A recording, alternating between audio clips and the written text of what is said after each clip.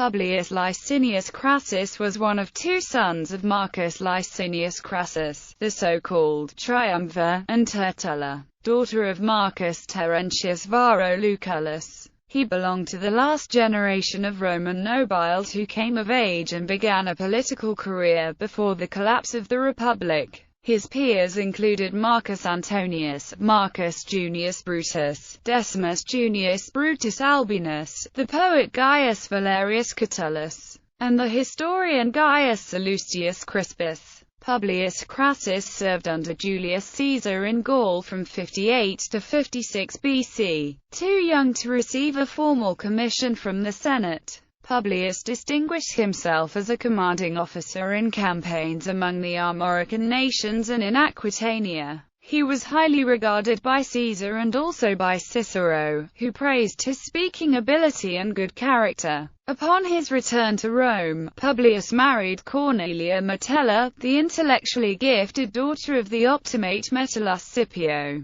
and began his active political career as a monetarist and by providing a security force during his father's campaign for a second consulship.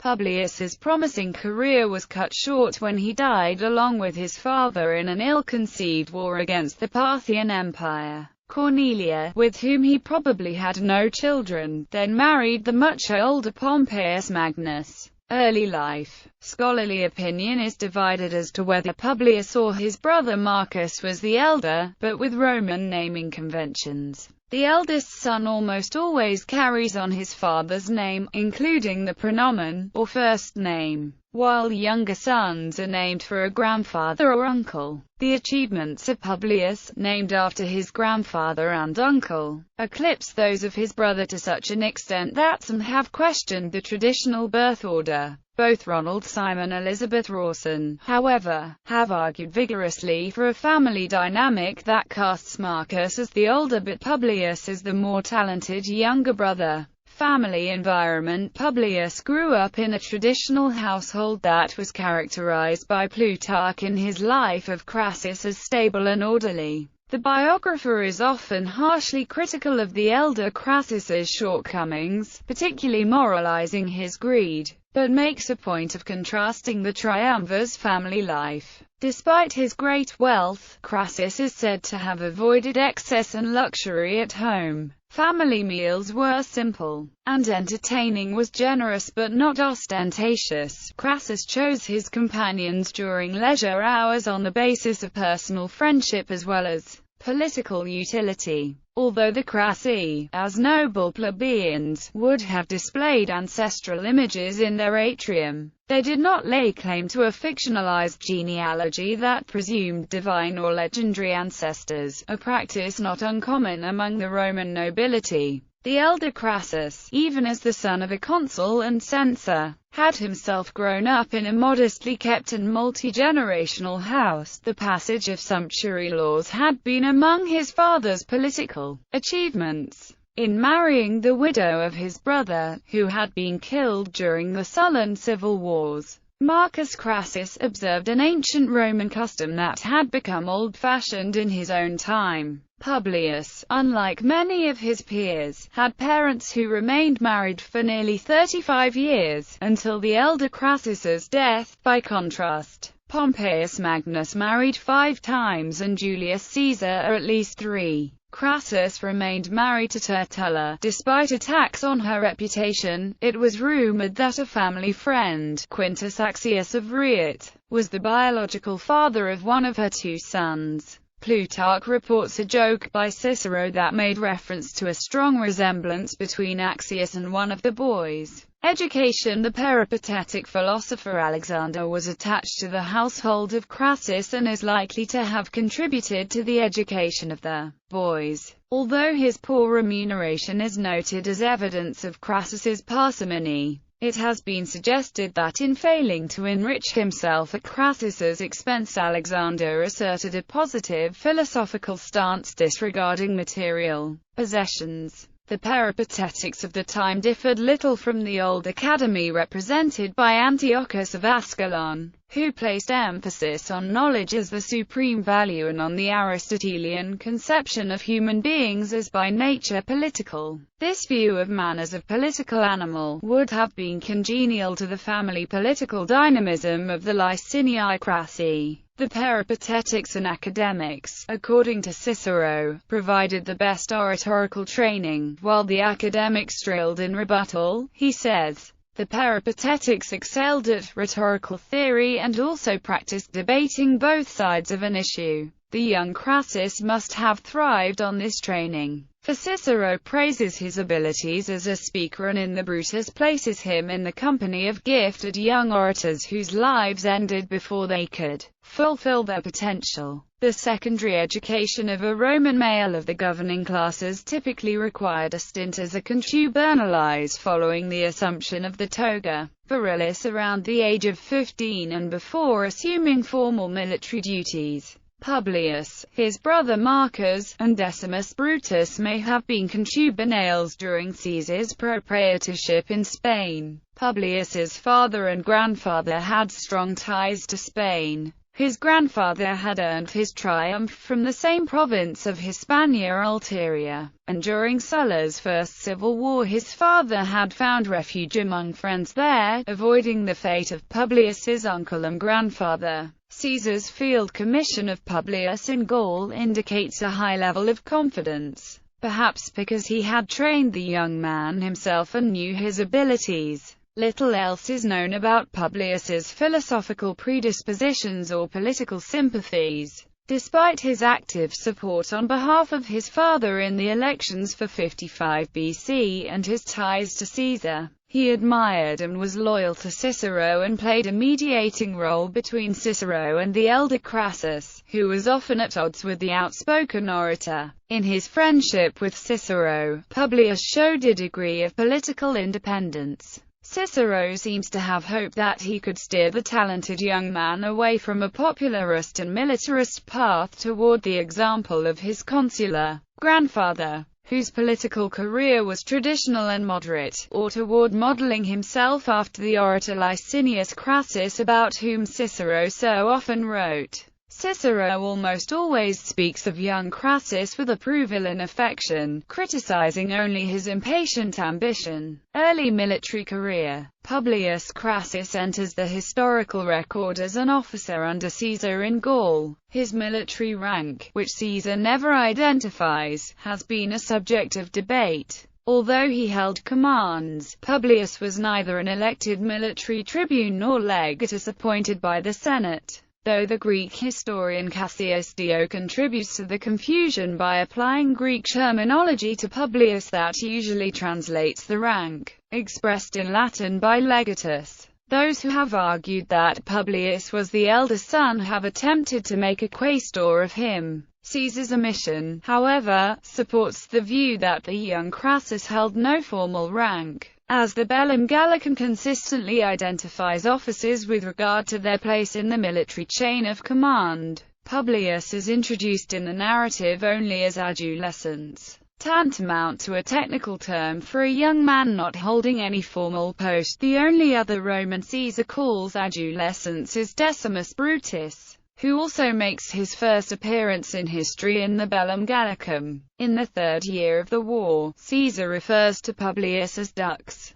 a non-technical term of military leadership that he uses elsewhere only in reference to Celtic generals. The informality of the phrase is enhanced by a descriptive adolescentulus. In context, Publius is said to be with his men as an adolescentulo duce, their very young, or underage leader, entering Celtica, 58 BC in the first year of the Gallic Wars. Caesar and his Celtic Aeduan allies fought a defensive campaign against the Celtic Helvetii, and waged an offensive against the Germanic Suebi and their allies, led by Ariovistus. During the decisive battle against the Suebi, that brought the first year of fighting to its conclusion, Publius Crassus was given command of the cavalry. In 58 BC, Caesar's cavalry auxiliaries numbered 4,000, comprising regiments from the Aedui and from the Gallic nations of Gallia Transalpina, already a Roman province.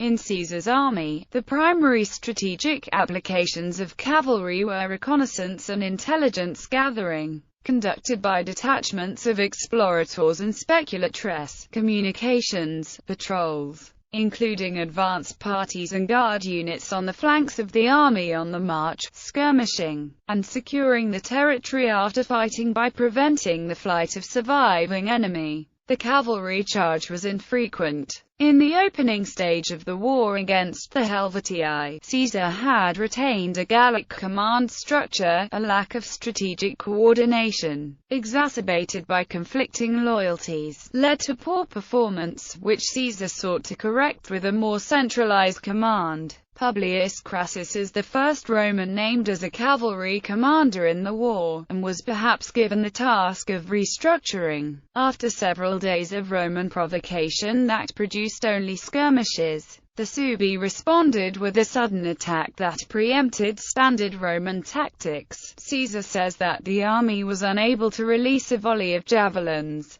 which ordinarily would have been preceded by a cavalry skirmish. Instead, Crassus and the auxiliaries seem to have remained on the periphery of action. Caesar gives Crassus credit for accurately assessing the status of the battle from his superior vantage point and for ordering in the third line of infantry at the critical moment. Initiative is implied. After the Suebi were routed, the horsemen pursued those who escaped, but failed to capture Ariovistus. Belgica, 57 BC. The second year of the war was conducted in northern Gaul among the Belgic nations. In the penultimate chapter of his book on that year's campaigns, Caesar abruptly reveals that he had placed Publius Crassus in command of the 7th Legion, which had suffered heavy casualties against the Nervii at the recent Battle of the Sabus. Publius's role in this battle goes unremarked. Caesar says that in the aftermath he sent Crassus west to Armorica while he himself headed east to lay siege to the stronghold of the Aduatuci.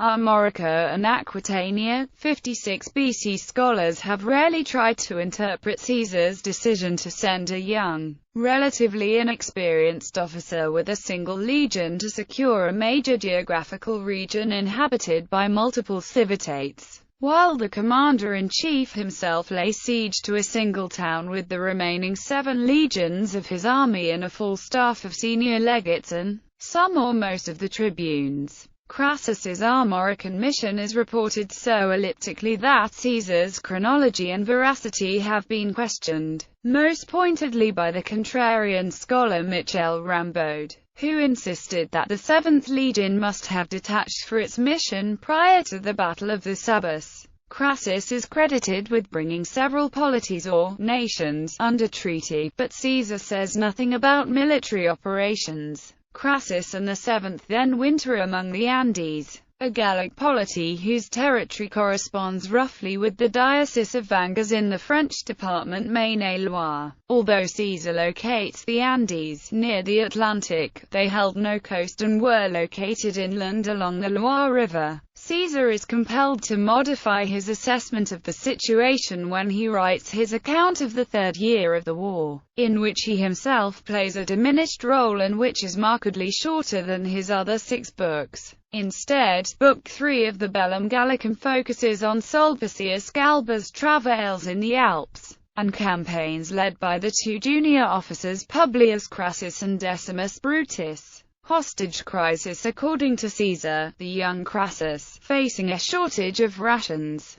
at some unspecified time sent out detachments to procure grain under the command of prefects and military tribunes, among them 4 named officers of equestrian status who are seized as hostages by 3 Gallic polities in collusion. Before T. Terrasidius, held by the Essani, M. Trebius Gallus by the Corossolites, and Q. Velanius and T. Silius, both by the Venetia. Whether the Gauls and the Romans understood each other's laws and customs pertaining to hostage-taking is at issue here as elsewhere in the course of the war, and the actions of Publius Crassus are difficult to reconstruct. The Latin word for hostage, obtus, may translate but not necessarily correspond in legal application with the Celtic congestos, For both Romans and Celts, the handing over of hostages was often a formally negotiated term in a treaty. Among the Celts, however, hostages were also exchanged as a pledge of mutual alliance with no loss of status,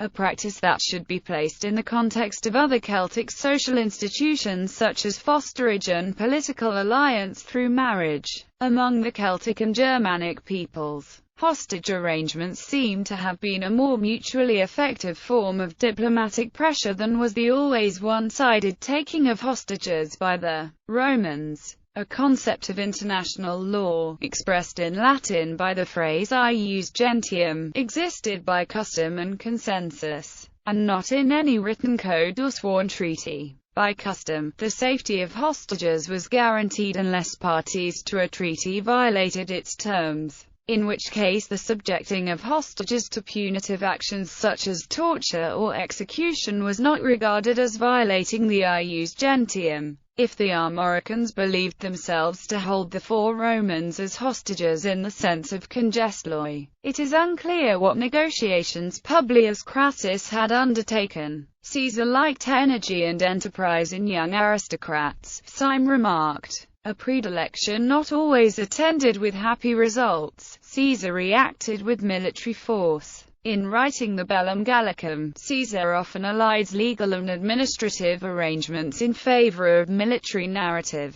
The situation faced by Publius Crassus in Brittany involved both the prosaic matter of logistics as well as diplomacy among multiple polities, much of which had to be conducted on initiative during Caesar's absence. The building of a Roman fleet on the Loire River during the winter of 57–56 BC has been interpreted by several modern scholars as preparation for an invasion of Britain, to which the Armoricans would have objected as a threat to their own trade relations with the island. Caesar, at any rate, is most expansive about the exciting naval battle that ensues from the crisis. When he received reports of the hostage situation in Armorica, Caesar had not yet returned to the front from his administrative winter quarters in Ravenna, where he had met with Publius's father for political deal-making prior to the more famous triumviral conference at Lucca in April. Caesar gives no explanation for transferring Crassus from command on the Armorican front, although he does write in Bellum Gallicum that he ordered Crassus to proceed into Aquitania with 12 legionary cohorts and a great number of the cavalry to prevent tribes in Aquitania from sending volunteers or auxiliaries to unite with tribes of Gaul, presumably to exploit the unrest caused by the hostage crisis.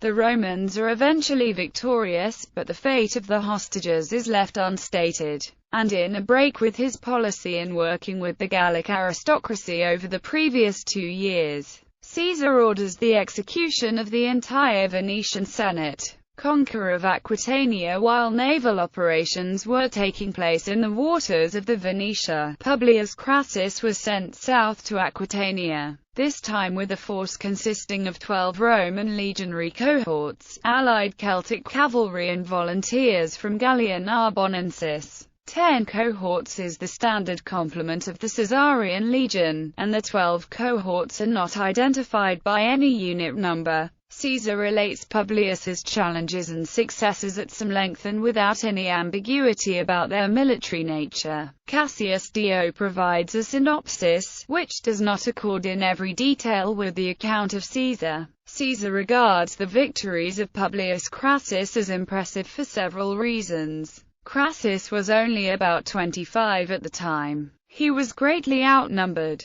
but he recruited both new Celtic allies and called up provincial forces from southern Gaul. 1,000 of his Celtic cavalry remain under his command, and loyal to him till his death. Caesar seems almost to present a military resume for Crassus that outlines the qualities of a good officer. The young Duke successfully brought the power of war machines to bear in laying siege to a stronghold of the Sociates. Upon surrender, he showed clemency, a quality on which Caesar prided himself, toward the enemy commander Ad Cantuanus. Crassus solicited opinions from his officers at a war council and achieved consensus on a plan of action. He gathered intelligence and demonstrated his foresight and strategic thinking, employing tactics of stealth, surprise, and deception. Caesar further makes a point of Crassus's attention to logistics and supply lines, which may have been a deficiency on the Armorican mission. Ultimately, Crassus was able to outgeneral experienced men who had trained in Roman military tactics with the gifted rebel Quintus Sertorius on the Spanish front of the civil wars in the late 80s and 70s BC.